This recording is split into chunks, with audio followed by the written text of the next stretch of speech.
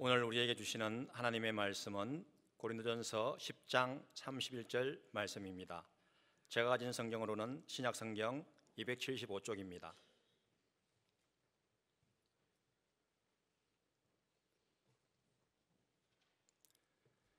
다 같이 한 목소리로 읽겠습니다. 그런즉 너희가 먹든지 마시든지 무엇을 하든지 다 하나님의 영광을 위하여 하라. 한 번 더 읽겠습니다. 그런즉 너희가 먹든지 마시든지 무엇을 하든지 다 하나님의 영광을 위하여 하라. 창조하셨습니다. 우리는 그의 피조물, 하나님은 만물의 존재 이유가 되시니 그분의 이름이 높임을 받으시는 것이 마땅합니다. 고린도전서 6장 19절에 너희 몸은 너희가 하나님께로부터 받은 바 너희 가운데 계신 성령의 전인 줄을 알지 못하느냐. 너희는 너희 자신의 것이 아니라 값으로 산 것이 되었으니 너희 몸으로 하나님께 영광을 돌리라 했습니다. 다양한 시험 속에 우리가 하루하루 살아가지만 그때마다 예수님의 핏값을 생각하라는 말입니다. 그리고 오늘 본문 먹든지 마시든지 무엇을 하든지 다 하나님의 영광을 위하여 하라 했습니다. 첫 번째 묵상 포인트입니다. 무엇을 하든지. 그리스도인은 아주 사소한 음식 문제에서 시작해서 존재하는 모든 순간을 하나님을 영화롭게 하는 기회로 삼아야 한다는 겁니다. 운동을 합니까? 공부를 합니까? 음식을 대합니까? 상대방의 말에 귀를 기울이고 있습니까? 환자를 돌보십니까? 음악을 만들거나 용서를 빌 때나 여행을 하거나 결혼할 때나 심지어 오늘처럼 설교를 할 때나 무엇을 하든지 하나님의 영광을 생각해야 됩니다. 얼마 전에 한 집사님이 주일에 보이지 않았습니다. 맡은 바 봉사도 있는데 나타나지 않았습니다. 생업 문제로 지방에 내려가서 공사를 하다가 올라오지 않은 겁니다. 아마도 일머리가 토요일까지 끝나지 않았을 수 있겠죠. 같이 일하러 내려간 동료들 때문에 그들 눈치도 봐야 되잖아요. 혼자만 빠져나올 수 없는 그런 상황도 됐을 겁니다. 그리고 어쩌면 어차피 또 내려가야 되는 거, 오고 가는 게 번거롭게 느껴져서 아예 주의를 생각하지 않았을 수도 있습니다. 이럴 때 목사는 어떻게 해야 됩니까? 그 다음 주일에 장로님 한 분과 그 집사를 불렀습니다. 적어도 3가지 점에서 문제가 있다. 첫째, 주일은 하나님의 날이다. 구약에선 안식일을 범하면 혹독하게 다루었다. 일하지 말라고 그랬다. 왜? 그날은 하나님께 전심으로 예배하기 위해서 구별된 날이기 때문이다. 그 첫 번째 원칙에서 벗어났다. 두 번째, 당신과 일하는 동료들도 구원받아야 될 사람들이다.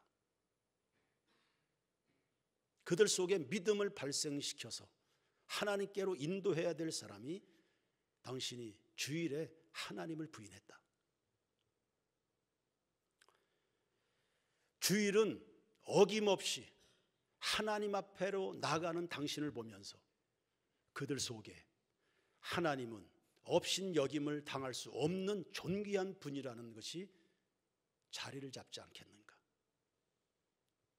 예수를 믿는다는 사람이 우리하고 똑같이 일요일을 보내는 것을 보면서 하나님은 믿어도 되고 안 믿어도 되는 하찮은 분으로 전락이 됐다.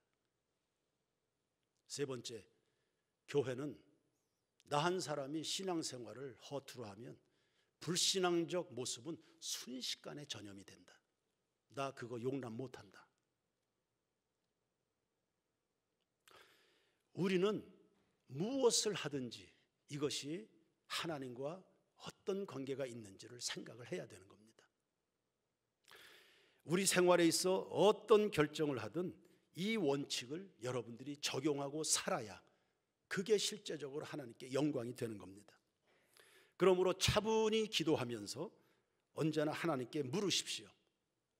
성경을 살펴야 되고요, 좋은 선배들의 조언을 구하는 등등 하나님을 영화롭게 하기 위한 이 진지한 고민을 소홀히 하면 안 됩니다. 이 일이 왜 그렇게 중요한가? 아담이 어디에서 넘어졌습니까? 먹는 겁니다.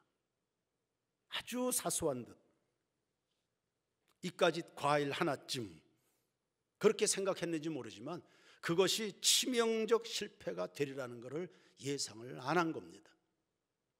아담은 사소하다 싶은 그 먹는 거, 그거 하나의 문제 앞에서도 하나님보다도 자신의 영광을 극대화했다는 말입니다. 두 번째 포인트, 하나님의 영광에는 영적인 전쟁이 있습니다. 하나님의 영광에 대한 도전이죠. 영광은 하나님만 누리실 권리가 있는 겁니다.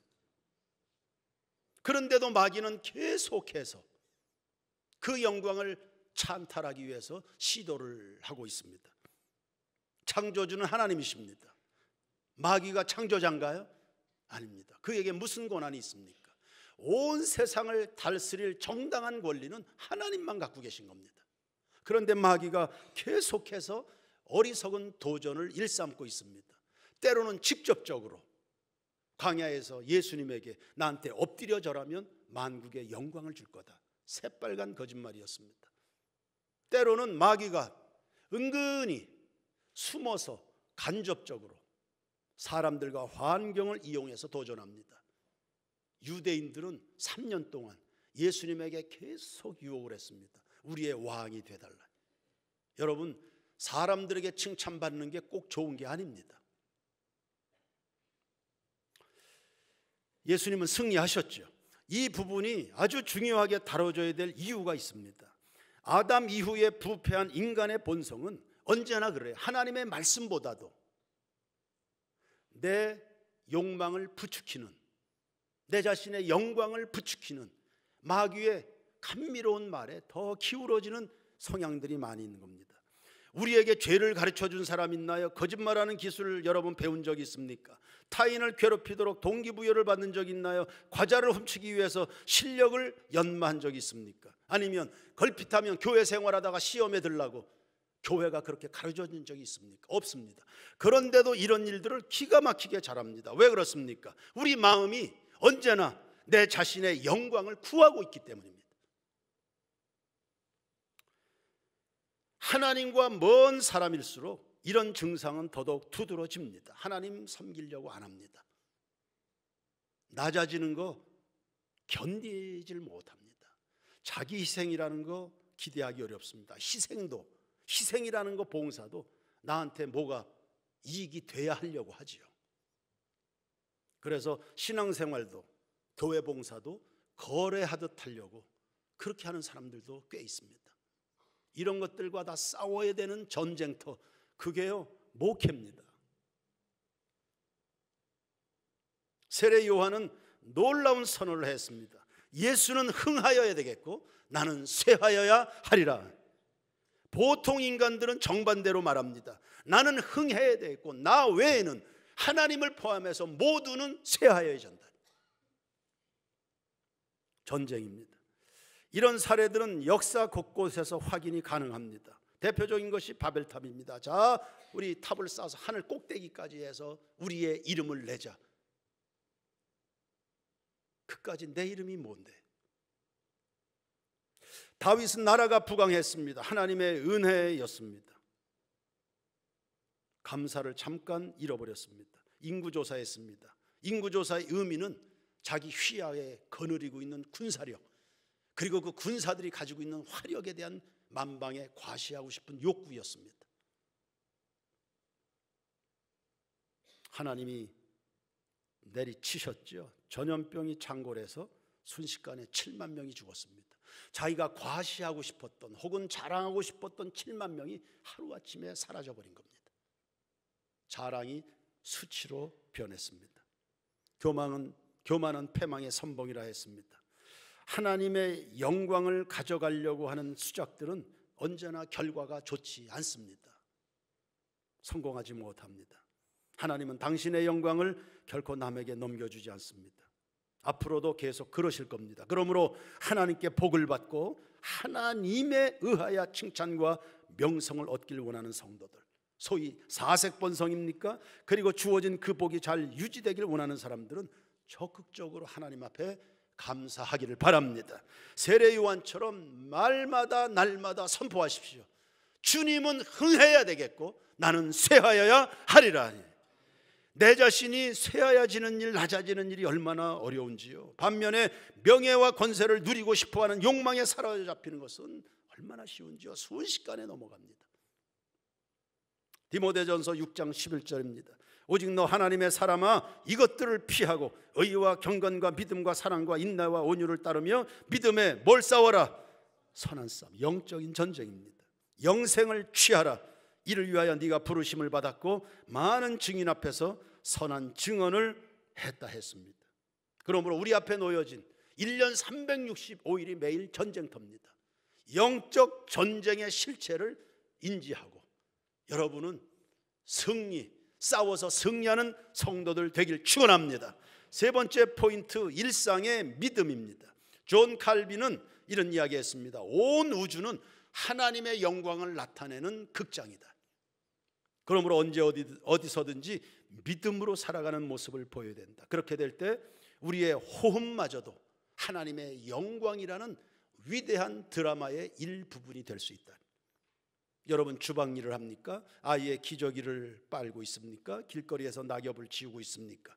모르는 사람들이야 뭐 이까짓 것 무시하겠지만, 그러나 그 일을 하나님께 초점을 두어서 믿음으로 수행을 하고 있다면 의미가 달라지는 겁니다. 방송실 사진 하나 띄워주세요. 이거 어디에서 본 적이 있습니까? 저 어디에 있습니까? 우리 세인교회 2층 주방에 가면 저 글이 써 있습니다. 우리는 이곳에서 목회한다. 무슨 일을 하든지 마음을 다하여 주께 하듯 한다. 주일에 주방 봉사할 때마다 교구장의 선창을 따라서 저것을 다 같이 복창하고 기도하고 시작하시기 바랍니다. 주방의 일의 가치가 달라질 거요. 저 글을 읽을 때 어떤 느낌이 듭니까? 이게 하찮은 일이 아니네.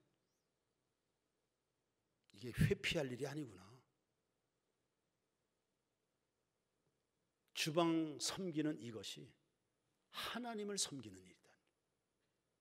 우리 교우들을 위해서 내가 1시간, 2시간 섬기는 이것이 정말로 빛나는 일이구나.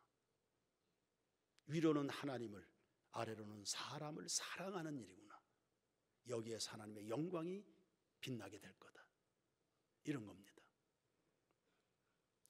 이런 사상이 발전하면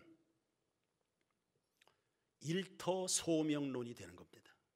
여러분, 교회에서 예배하는 것만이 거룩한 겁니까? 아니면 강단에서 폼나게 설교할 때만이 영광스러운 것입니까? 그렇지 않습니다. 빈부귀천을 떠나서 오늘 내게 주어진 생업의 그 일이 성직이 되는 겁니다. 어떤 일이 된다고요? 성직입니다. 나는 오늘 여기에서 하나님의 일을 한다. 이것을 위해서 하나님이 나를 부르셨다, 혹은 나를 보내셨다. 그렇게 믿을 때 여러분의 출근길이 기쁠 겁니다. 일할 수 있음이 감사할 겁니다. 때로는 수도 없이 다가오게 되는 갈등이나 난제에 부딪혀도 하나님의 영광을 위한 인식이 살아있기 때문에요, 소망 중에 인내하게 됩니다. 다양한 시험을 견뎌낼 수 있는 겁니다. 그리고 그 나중 끝을 하나님의 칭찬과 상급으로 채워갈 수 있는 것입니다. 그러므로 주어진 2025년 매일의 여러분의 일상을 축복하시길 바랍니다. 그리고 성실과 근면으로 365일을 채워가시길 바랍니다. 주의 영광 나타나게 될 것을 믿습니다. 네 번째 포인트입니다. 십자가의 영광입니다. 종교개혁가 루터는 굳이 그런 구별을 했습니다. 영광의 신학자와 십자가의 신학자입니다. 영광의 신학자들은 하나님으로부터 능력을 구합니다. 그리고 유명하고 그 은혜로 강해지기를 원합니다. 그들이 예수님께 나오는 이유는 죽고 쇠하기 위해서가 아닙니다. 하나님의 힘을 받아서 사람들 앞에서 흥하고 싶어서입니다.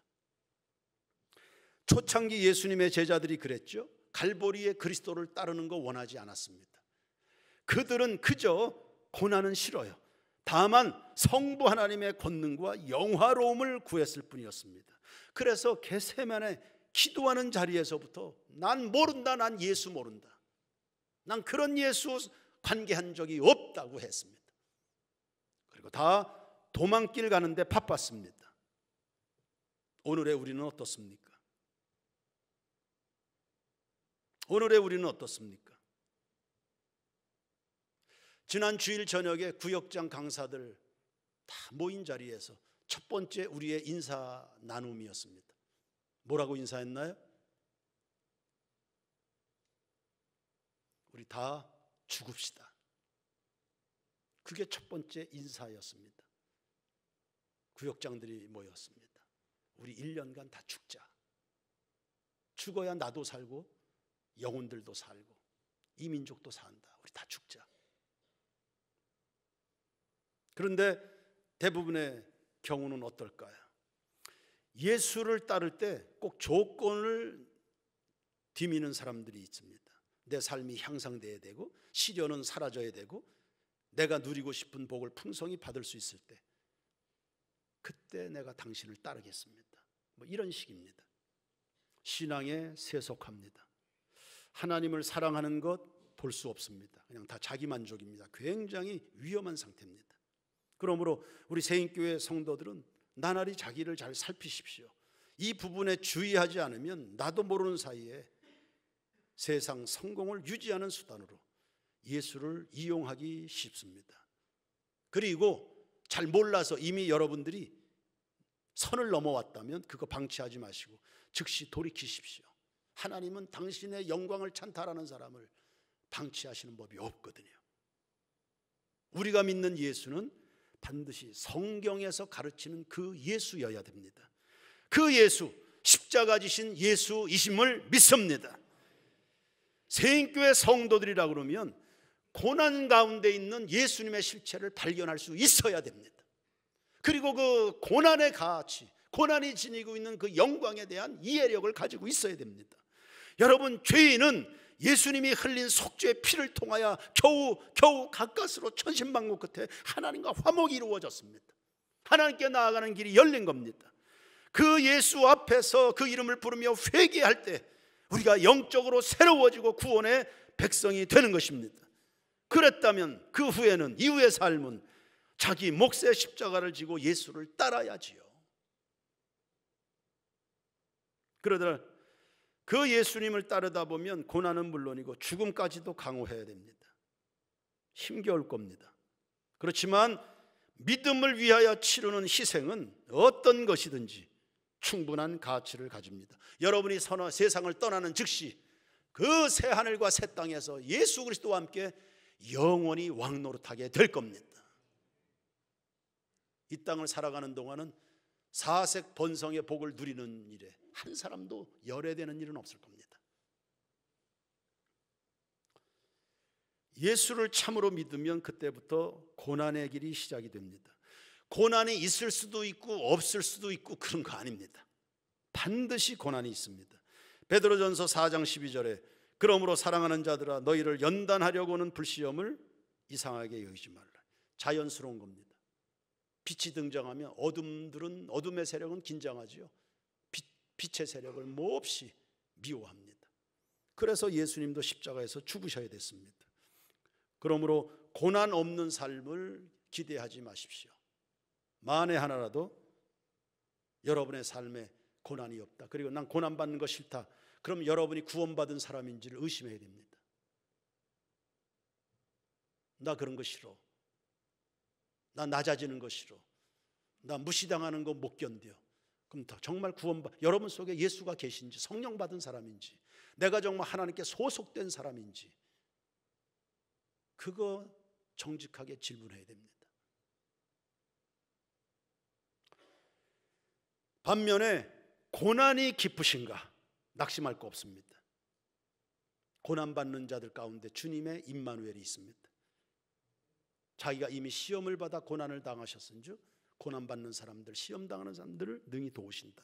그러므로 여러분이 믿음 지키다가 실패했습니까? 나락으로 떨어졌습니까? 버림바가 됐습니까? 비참해질 이유 전혀 없습니다. 여러분이 여전히 믿음 위에서 견고하게 소망 가운데 서 있기만 하다면 여러분이 깨지고 낮아지고 짓밟혔어도 얼마든지 하나님을 영화롭게 하는 삶을 살아낼 수 있기 때문인 것입니다. 우리나라 여성 기업인 가운데 크리스찬입니다. 김성주 씨라고 있습니다. 인터내셔널 대표인데, 그분이 사업을 시작할 때 주위에서 많이들 조언을 해줬습니다. 이 땅에서 사업을 하려고 그러면 술 잘 마셔야 된다, 거짓말 잘해야 된다, 그리고 돈 봉투 잘 돌릴 수 있어야 된다. 그 말을 들은 이 김성주 대표는 아이고, 이건 난 이런 거 하나도 할 줄 모르는데 난 큰일 났다. 난 그럼 어떻게 사업을 해야 되나, 접어야 되나. 그런데 내가 지금까지 배워온 것은 그런 게 아닌데, 그렇다고 내가 사업 하나 키우고 매출 실적 좀 올려보려고 내가 술판을 쫓아다니면서 돈 봉투 돌려야 되나? 그럴 수는 없다. 난 그럴 수 없다. 마치 다니엘처럼 그가 뜻을 정해서 내가 보고 배운 대로 살겠다. 바로 믿음이었습니다. 그 믿음으로 사업했습니다. 정말 어려움이 많았습니다. 멀쩡하게 잘 나가던 자사 브랜드 제품이 어느 날 갑자기 면세점에서 퇴출을 당한 겁니다. 어떤 바이어는 3시간을 막 기다리는데도 만나주질 않는 거예요. 서러웠죠. 그런데도 이런 과정 저런 과정 다 거쳐서요, 그때가 1997년이었을 겁니다. 그해 우리나라 전체 면세점 매출액의 51%를 차지한 겁니다. 주변에선 다 기적이라고, 야, 이런 일이 있냐고. 여러분, 기적이 어디 있습니까? 그냥 성도들, 믿는 성도들에겐 이런 삶이 그냥 상식이 되는 겁니다. 의인은 믿음으로 산다는 공식 말입니다. 그냥 상식이지 이게 무슨 기적입니까? 이건 놀라운 것, 그냥 이렇게 살아가는 겁니다. 성도들은. 그 끝을 아는 사람들은 흔들리지 않습니다. 그 마지막을 알고 있기 때문에.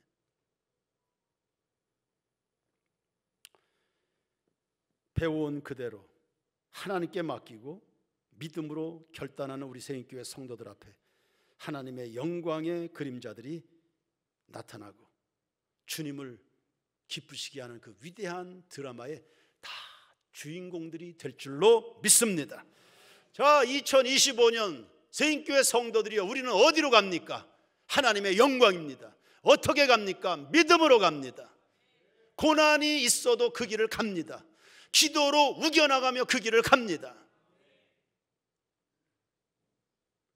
왜 그 길을 가야만 됩니까? 로마서 8장 17절입니다. 다 같이 읽겠습니다. 시작.